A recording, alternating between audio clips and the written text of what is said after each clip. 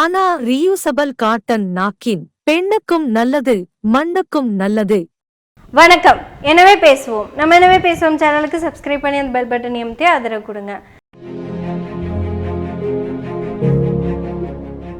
நம்ம கொஞ்ச நாளாக சீமான் அதிகமாக திட்டுறோமோ அப்படின்னு தோணுது. திட்டினது தப்பு தான் அப்படின்னும் தோணுது. ஏன்னா ஐந்தறிவு ஜீவனை திட்டுறது எவ்வளோ பெரிய பாவம். அப்படி யோசிச்சா நம்ம திட்டுறது தப்பு தானுங்க. அதனால இன்னைக்கு அவரை திட்டாம அவரை பத்தின சில யதார்த்தமான உண்மைகளை பேசலாம் அப்படின்னு தாங்க இருக்கேன். நம்ம ஏன் சீமானை திட்டுறோம்? ரொம்ப உருட்டுறாரு அப்படிங்கிறதுனாலயா, இல்ல ரொம்ப கடையறாரு அப்படிங்கிறதுக்காக திட்டுறோமா, இல்ல ரொம்ப தாளிச்சிட்டு தான் இருக்காரா?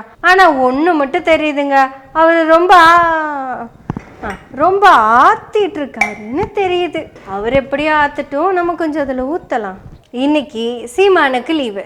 ஆனால் சீமான் வீட்டில் இருக்கிற சில பொருட்களை எடுத்து தான் நம்ம பேச போகிறோம். சீமான் வீட்டில் ஒரு ஆப்பிரிக்கன் கிளி வளர்த்திட்டு இருக்காரு. அந்த கிளியோட வேலை என்னன்னு தெரியுமா?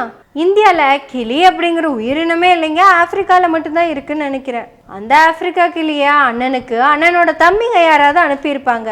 ஏன்னா காசு கொடுத்து வாங்குறதெல்லாம் நம்ம ஆளுக்கு பழக்கம் இல்லைல்ல. அப்படியே அவருக்கு அன்பளிப்பா வந்த அந்த கிளிய எப்படி தெரியுமா பழக்கி வச்சிருக்காரு? கேளுங்க. ஆப்பிரிக்கால இருந்து வந்திருக்கு ஒரு கிளி. எப்படி பேசுது பாரா?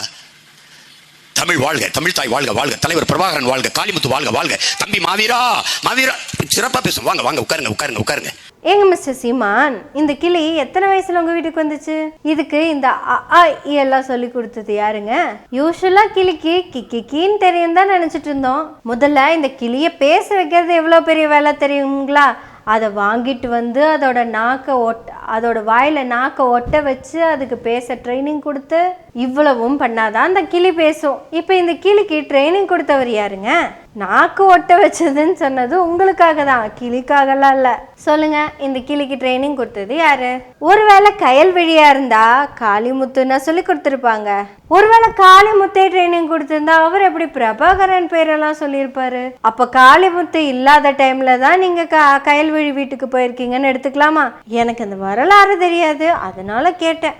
இப்ப அந்த கிளி தமிழீழ தலைவன் பிரபாகரன் வாழ்க அப்படின்னு சொல்றது தப்பில்ல. பிரபாகரன் குற்றவாளி, அவனை கைது பண்ணியே தீரணும்னு சொன்ன காளிமுத்து பேரை எப்படி அது சொல்லும்?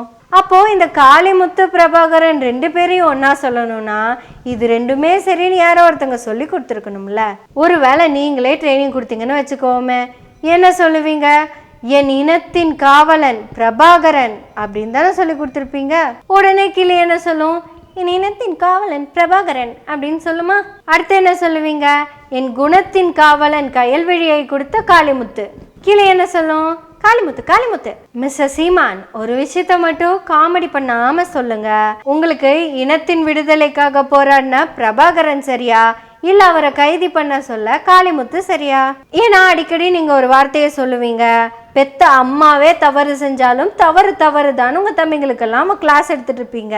நமக்கு இந்த குடும்பம் அதெல்லாம் பார்க்க கூடாதுங்க, நமக்கு இனம் மட்டும்தான் முக்கியம், மொழி மட்டும்தான் முக்கியம் அப்படின்னு கிளாஸ் எடுப்பீங்க. இப்ப சொல்லுங்க, ஆப்பிரிக்கா கிளி சொன்னது சரியா, இல்ல சொல்லி கொடுத்தவன் சொன்னது சரியா?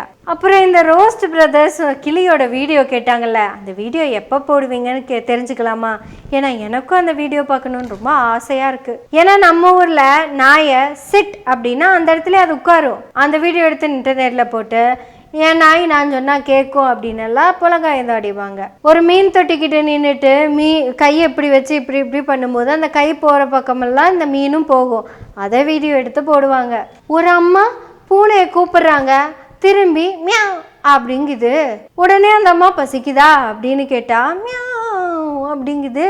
இதெல்லாம் ஒண்ணுமே இல்லைங்க. காளிமுத்து காளிமுத்து பிரபாகரன் பிரபாகரன். சரி, சீமான் வீட்டு கிளிய கூட விடுங்க. சீமான் வீட்டு பருப்பு மத்த என்ன பேசுவோம் அப்படிங்கறத நான் சொல்றேன், கேளுங்க. தம்பிக்கிட்ட காசு வாங்க, தம்பிக்கிட்ட காசு வாங்க, தம்பிக்கிட்ட காசு வாங்க. டே மழை வந்துருச்சுடா, திரள் நிதி கரெக்ட் பண்ணா, திரள் நிதி கரெக்ட் பண்ணுடா. அடுத்து நம்ம சப்பாத்தி கட்ட என்ன பேசுறது சொல்லட்டுங்களா? பொண்டாட்டிக்கு ஒரு கார் வேணும், எனக்கு ஒரு கார் வேணும், அதுவும் கருப்பு கலர்ல ஃபார்ச்சூன் கார் தான் வேணும். பூரி கட்டைக்கே கார் வேணும்னா இந்த தோசை கரண்டிக்கு என்ன வேணும்? சீமான் இந்தியாவில் இருக்கிற ஆயிலெல்லாம் சரியில்லை, இந்த ஆயில் ஊற்றினா தோசை என்னால் எடுக்க முடிய மாட்டேங்குது, அதனால் ஃபாரின்லேருந்து ஆயில் வாங்கிட்டு வர சொல்லுங்க அப்படின்னு கேட்கும். உனக்கு மட்டும் ஃபாரின் சட்டை கேட்குற, இந்த தோசை கரண்டிக்கு ஃபாரின் என்ன கேட்க மாட்டியா? தோசை கரண்டி என்ன கேட்குது, அப்போ டம்ளருக்கு என்ன? இப்போ இந்த டம்ளர் என்ன தெரியுமா சொல்லும், இந்தியன் சரக்கெல்லாம் சரியில்லைங்க, வெறும் கலப்படம், நமக்கு பாரின் சரக்கு தான் வேணும். இப்போ இந்த வெள்ளைக்காரங்கெல்லாம் பண்ணுவாங்கல்லங்க, அதுக்குள்ளே ஊற்றி அதில் ஐஸ் கட்டியெல்லாம் போட்டு இந்த இடத்துல இதெல்லாமே வச்சு அப்படியெல்லாம் பண்ணால் தானே எனக்கும் பிடிக்கும் அப்படின்னு டம்ளர் கேட்கும். இப்படியெல்லாம் என் டம்ளர் கேட்கறதுனால வெளிநாட்டில் இருக்கிற தம்பிகளே, எனக்கு இல்லை, இந்த டம்ளருக்காக ஏதாவது வாங்கிட்டு வாங்க. டம்ளரே இம்பிட்டு இறங்கி கேட்குதுன்னா அப்போ இந்த ஹாட் பாக்ஸ் எல்லாம் என்னென்ன கேட்கும்? சீமான், கயல்வெளி செய்யறது ஒன்றுமே சரியில்லை, வெறும் வெஜிடேரியனாக பண்ணுறாங்க. ஃபாரின்லேருந்து கொண்டு வர ஏதாவது இதில் போட்டு வைக்க சொல்லுங்கள்.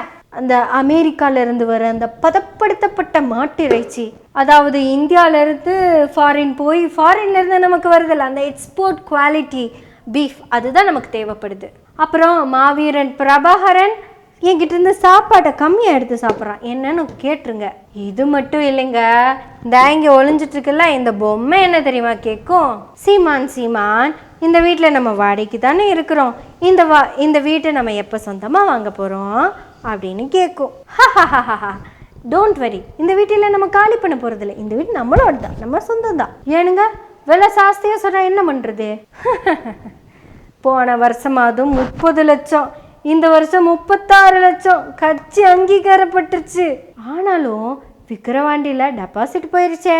விக்கிரவாண்டியில் டெபாசிட் வாங்குவேன் நான் சொன்னேன் உன்ட்ட, ஆனால் அபிநயா அப்படி சொல்லலையே, ஜெயிச்சே திருவன்ல சொல்லுச்சு. அது ஒரு கிறுக்கு டாக்டர், நல்ல டாக்டராக இருந்தால் நம்ம கட்சியிலே வந்து சேரும். ஆட நம்ம ஆப்பிரிக்கா கிளியை வளர்த்துற மாதிரி தான் இதுங்களையெல்லாம் வளர்த்துற மாதிரியா, உன்னை வளர்த்துற மாதிரியே அவங்களையும் சொல்லி வளர்த்துறேன். அபிநயாக்கு மட்டும் இல்லை, எல்லா வேட்பாளர்களுக்கும் டெபாசிட்டை காலி பண்ணுறது தான் நம்ம நோக்கமே. ஏங்க சீமான், அப்போ நீங்கள் சிஎம்ஏ ஆக மாட்டிங்களா? ஏமா கொஞ்சம் நெஞ்ச நான் பேசியிருக்கேன், நான்லாம் சிஎம் ஆனேனா? நான் இப்போ பேசுனதில் உன்னையாவது நான் நடைமுறைப்படுத்த முடியுமான்னு சொல்லு. இந்த நிலை என்கிட்ட சிக்கிச்சுன்னா நீ செத்த அப்படின்னு சொன்னீங்கல்ல, ஏன் சொன்னேன், எதுக்காக சொன்னேன்? இந்த நிலை என்கிட்ட சிக்காதுங்கிற நம்பிக்கையில தான் சொன்னேன். அப்பவும் இந்த ஓட்டு அதிகமாயிட்டே போகுது, ஏன்? இந்த பைத்தியக்கார நாயங்களை வச்சு நான் என்னதான் பண்ணுறது? ஏன்டா என்னை நம்புறீங்கன்னு கேட்கவா முடியும்? யோசிச்சு பாரு, நான் சொல்கிறதுல ஏதாவது ஒரு விஷயத்துக்கான ப்ரூஃபை இந்த நாயகன் என்கிட்ட கேட்டிருக்கானுங்களா? ஏன் தம்பிங்கன்னு சொல்கிறேன் தெரியுமா? அவ்வளவுதான், அண்ணன் என்ன சொன்னாலும் கேட்டுட்டு போயிட்டே இருக்கணும். அவனுங்களுக்கெல்லாம் அறிவே வந்துடக்கூடாதுன்னு தான் அப்பப்போ கதையாக சொல்லிட்டு இருக்கிறேன். சீமான், என்ன என்கிட்டயே கதை சொல்கிற மாதிரி இருக்கு? இல்லைப்பா, உண்மையத்தான் சொல்லிட்டு இருக்கேன். அப்போ நிஜமாவே நீங்கள் சிஎம் ஆக மாட்டிங்களா? உங்களை நம்பி இருந்த தம்பிங்க என்ன பண்ணுவாங்க? அட தங்கம், சிஎம் ஆகிறதுக்கெல்லாம் நம்ம நிறையா வேலை செய்யணும், அதெல்லாம் நமக்கு செட் ஆகாது. நமக்கு நல்லா இருக்கிற 4 தம்பிங்களை நாசமாக்குறது மட்டும்தான் தெரியும். ஏதோ கதையாக சொல்லிகிட்டு இருக்கோம், நம்புகிறாங்க, அதுக்கு காசை கொடுக்குறாங்க, சந்தோஷமாக இருந்துட்டு போக வேண்டியதானே, எதுக்கு சிஎம் ஆகி கஷ்டப்படணும்? அதனால ஒரு விஷயம் பர்சனலாக சொல்கிறேன், யார்கிட்டையும் சொல்லிடாத. நான் சிஎம் ஆவேங்கிறத நானே நம்பலை, ஆனால் இந்த 36 லட்சம் எப்படி நம்புச்சுன்னு எனக்கே தெரியல. ஆனால் எப்படி தெரியுமா இந்த 36 லட்சமும் நம்புச்சு? கதை, திரைக்கதை, வசனம், சீமான். அப்போ டைரக்ஷன் யாருன்னு கேட்குறீங்களா? அதுவும் சீமான் தான். இதுக்கு மேலே சீமான் வீட்டில் என்னென்ன வச்சுருக்காருன்னு தெரியலைங்க. இந்த பொம்மையோட முடிச்சுக்கலாம். பொம்மை பேசிச்சா அப்படின்னு கேட்காதீங்க, பேசுவோம். எனவே பேசுவோம் நாள்தோறும். உங்களுடைய ஆதரவுகளை நன்றிகளோடு எதிர்பார்த்து கொண்டிருக்கிறோம். நன்றி, வணக்கம்.